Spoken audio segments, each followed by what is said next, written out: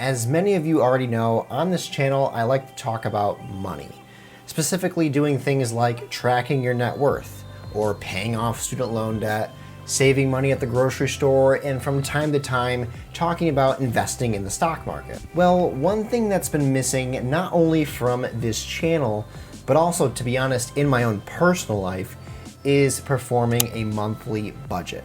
And I think that's because when you write up a budget, it's very objective if you're doing it right. There's nothing that's really hidden. Your income is laid out, your expenses are laid out, and I've always been the type of person that if it's out of sight, it's out of mind. If I don't think about how much money I'm spending, I might not be spending any money at all. But that's not reality. That's not how things work. Budgeting is not just something that's healthy to do for personal finance. It's also something that's done by pretty much everyone who is rich and wealthy and has a net worth over $1 million. And so in this video, I would like to start a series that is very popular among other financial YouTubers like myself, and that is Budgeting with Me. Now, I've tried out a couple different apps to use when it comes to budgeting. However, one thing that I love, especially from watching other financial YouTubers, is creating a budget spreadsheet in Google Sheets. And so last night I drew up what I think a beautiful spreadsheet. And yes, I know it is now the middle of the month, but this will actually give me a chance to input some data as to what bills I have paid off and showing you guys my paycheck.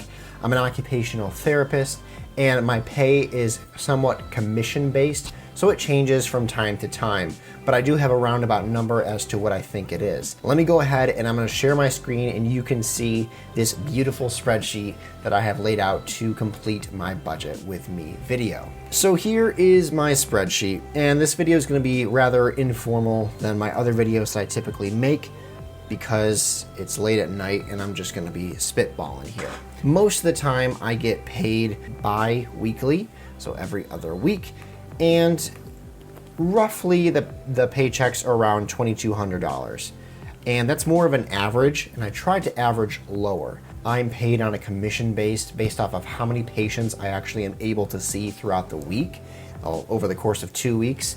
And I actually already had one paycheck come through last week. And as you can see, it was over the $2,200. It was around $2,500. And so this spreadsheet, it's kind of smart. I've programmed, using that word very loosely, so that it shows the difference between the planned income versus the actual income. And if it's more than what was planned, which is a good thing, it will turn green. And so we have a difference here of $319.26 for my first paycheck. Second paycheck hasn't came in. It will be coming in next week on Friday, and so we'll be making an update video as to what that paycheck was and budgeting it out and seeing how much I have left over for the month. I also include up here in the income section the dividends I receive from the different stocks I hold, which is actually a small amount at this time. I'm really not focusing on building a big stock portfolio or increasing more dividends at this time. I'm really just focusing on paying off debt. But I did look at my TD Ameritrade account last night and saw that I have an average of around $11 a month that comes in from the different dividend paying stocks I have in my brokerage account. That doesn't mean I get $11 every month. Sometimes some months are around $30, sometimes the months are around $5. It just changes, but on average it's around 11. And then down here I put other, just in case I perform some type of side hustle where I can include that income into the spreadsheet and that money can then be used to pay for the different expenses. So I've kind of made down here a last row where it says total income. So the total income planned for the month of August, as you can see, is $4,411. So far we only have $2,519.26 come in. And we'll see with next week's paycheck where this ends up, if we are meeting the mark for the planned income.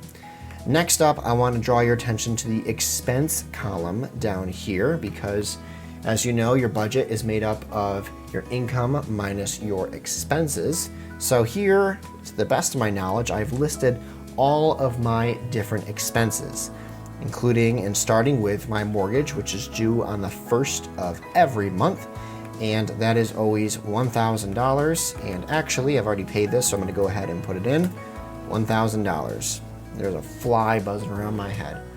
But anyway, as you can see, the difference then drops down to 0 because the planned equaled the actual expense.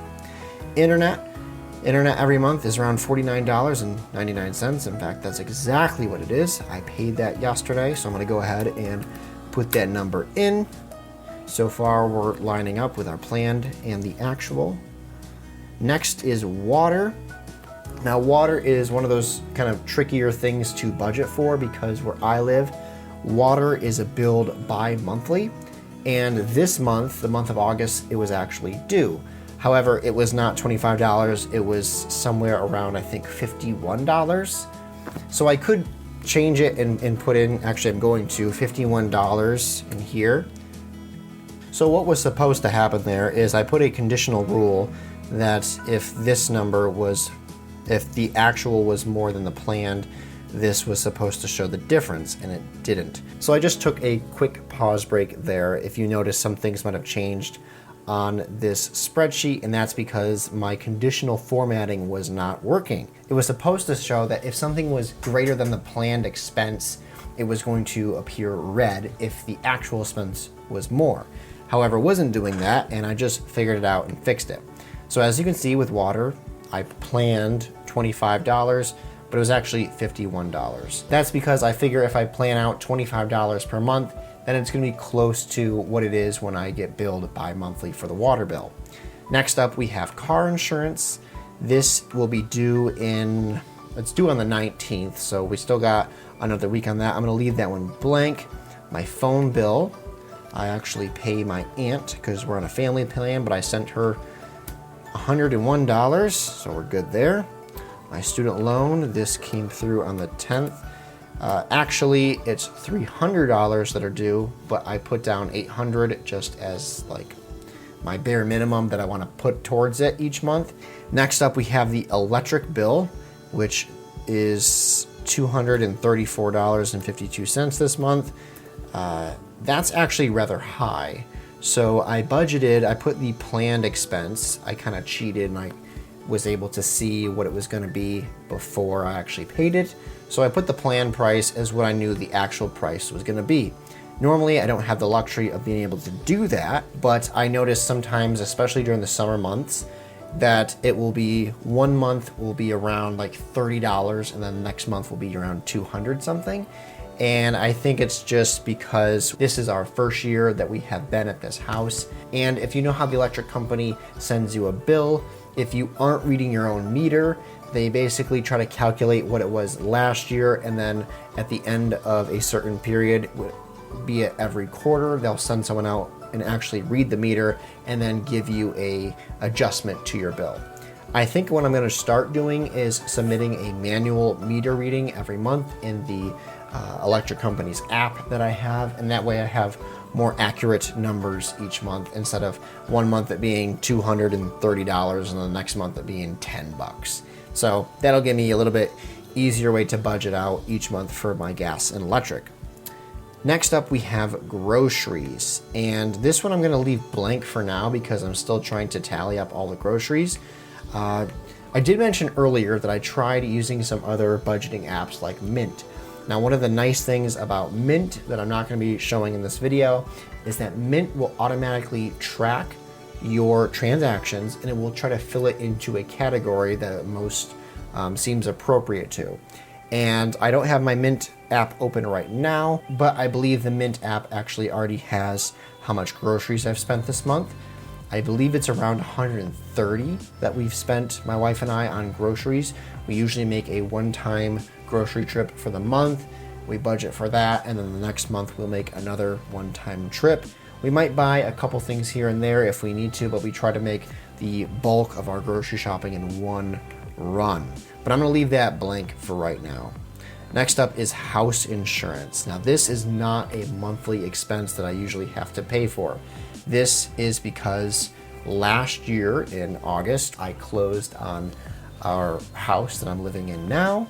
It's now that time for the homeowner's insurance to be renewed, and it's around $750 for the whole year. I don't pay this each month. I do it on a year-to-year basis, and so I'm going to have to pay that. I'm not going to put in the actual number yet, even though I am going to pay for it. Because I haven't paid it, I'm not going to submit that in there yet, but it will be $750. Then I think this is the only subscription service I have, Amazon Prime, and that's usually around 14 bucks a month. That's in there. I think it's actually already been drawn from my account, so I'll gladly put the $14 there as having paid it. And then gas. This is gas for my vehicle, not gas for my house. Once again, being honest, I know I like to talk about money and everything else on here, but I have really neglected budgeting and keeping track on all my expenses. But with the gas prices going up, I do kind of want to keep a closer tab on what I'm spending on my vehicle's gas. Gas isn't something I can really avoid because I have to use my vehicle for work. I drive around all day to different people's houses Monday through Friday, and then of course on the weekends I go places too. I don't work, but I still like to go places. But I think I'm generally around $160 per month. I would have to check that. Once again, Mint is currently tracking all my transactions, and then I will upload them into this Google Sheets document at the end of the month or by the next update video. And then here I have other. I haven't really budgeted for an others expense this month. I don't really know what it would be. Basically, if I was going to have to purchase a birthday present for somebody, or if we had something go wrong with the vehicle, or etc. Life happens, that's where that would go. Then down here I have my total expenses. As you can see, this month is a higher month than normal, probably because of this house insurance being due, but our total expenses for the month is $3,412.65. Wow. Normally it is not that high, folks. It is usually at least $1,000 less. And then I have the actual. I haven't submitted everything, but we'll see if we get close to this planned expenses here, the $3,400. And then we'll see what the difference is, if it's close to it, if it's going to be lower or higher for the planned expenses for the month. I then included this last thing here. This is the net income. This is basically what I call the leftovers. What's left over after paying all my bills at the end of the month? What do I have left over? And the reason I want to know this is because this is the column that is going to be used to track for myself how much money I can put towards my student loans on top of this $800 that I put regardless of whatever's going on during the month. So this is very important for me to do. This is something I haven't been doing. Usually I just put down an extra $1,000 at the end of the month if I feel comfortable doing so, but I want to have a closer tab, an eye on how much money is actually left over at the end of each month. My plan is for next week sometime to upload another video, which is the update of the August budget, of how it went. Was I able to cover all my expenses? Did I have to dig into some of my emergency fund and cash reserve to cover some of these expenses? We'll see. It kind of depends on how big next week's paycheck is. I think it's going to be okay. I think we're going to be all right. Once again, some months are going to be higher spending months, like this one, because I have these additional one-time-a-year expenses, such as the homeowner's insurance. I think also my car insurance is needing to be renewed. Budgeting, to me, it's not that it's boring, it's just that it's so exposing. You know, you can't be out of sight, out of mind with budgeting. Your money, every dollar is laid out here, and it has a place to go, and it needs a place to go. Otherwise, it's going to go places you don't want it to go. I appreciate any comments down below as to maybe some suggestions of how I can improve upon my spreadsheet. I love reading your guys' comments of different suggestions I should make when it comes to my own personal finance. And a lot of the right steps I have taken when it comes to personal finance have been from the comment section of people probing my mind and giving me suggestions. And so I thank you, all my 338 followers who have been tracking with me this whole time. It's awesome to have you guys. And thank you for subscribing to the channel if you haven't already. Take care, and I'll see you next week.